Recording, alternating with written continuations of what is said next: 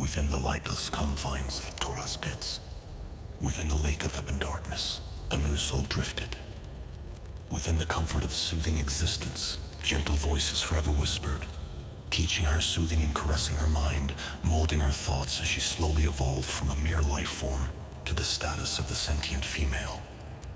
Once she began to perceive and make sense of thought, and as a constant flow of images took form within her mind, she then began to dream.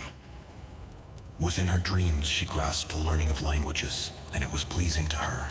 She yearned and grasped for all she could take in, and she was filled, though she could not physically speak. Due to being submerged within the depths of the Torah's pits, she bent her mind and will on the many conversations with silent mentors, mysterious beings ever caressing her mind and body with growth and progression into the unknown. She grew to know and rely upon that ever-familiar mind soul as it patiently worked with her, teaching her 7 languages, the first being the tongue of the Torahs, her native dialect. If not for those who instructed her, she would have remained no greater than a simple sludge worm, never to increase into more. It was the mind soul's purpose to ready each and every last spawn, to be ready for the emergence from that blackened sea of ever-shifting ooze. Before being brought up from the depths of the Torah's pits, the last thing she remembered was hearing the words, "Your name is Valla." Valla slowly came to, feeling something different beneath her, something other than that which had caressed and soothed her for so long.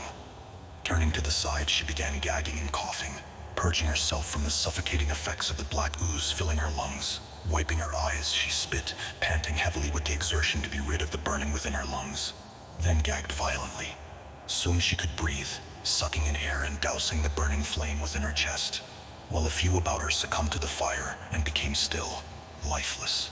What she had just experienced had been excruciatingly painful, for she had been thrust out from the Torah's pits. She knew this would happen, but not when wiping black sludge from her face and eyes. She spit again, ridding the taste of bile saturating her tongue.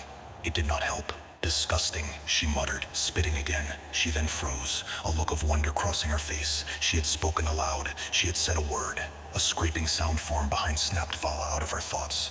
Looking back, she noticed something growing from her back, piercing from her shoulder blades and out through her flesh. A gripping pain seized her deep within the muscles and bones of her back and shoulders. She twisted about on the ledge as wings knifed and stabbed their way from her back, compelling her to cry out in agony. Gripping the rock wall that ascended the ledge, she shuddered, nearly losing her balance.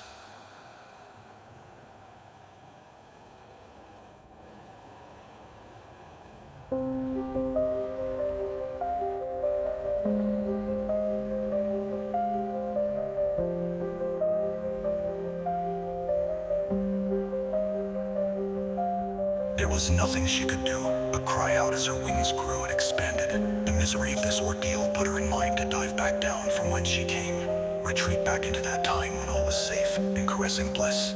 Other screams began to fill her ears, drawing her attention to others about her, some of which dove back into the black substance below.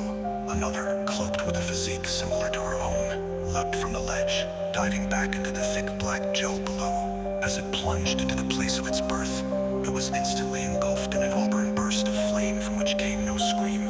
Abandoning the thought of returning, Valla exhaled with all her might through her nose, clearing her sinuses as others began to leap off the ledge. "Fools," she screamed, "stay on the ledge or be destroyed." "Up," she growled, "up," as she began to climb. A sound, like that of a great mountain being cleaved in twain, echoed up from below.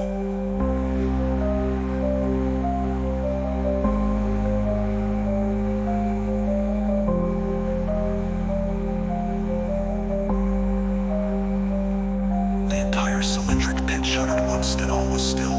The many cries of misery ceased, and there came a silence that greatly disturbed her. Another groaning beneath her compelled Valla toward the light above. With all her willpower, she began to ascend, slowly in the beginning, but as she struggled, she began to increase in speed, until cresting the ridge high above, she crashed to the earth, rolling to a stop in a cloud of dust. Valla coughed and gagged. Standing, she looked away from the great precipice and began walking with nowhere in mind to go. Valla screamed in victory, never looking back. She was free, but she was also lost.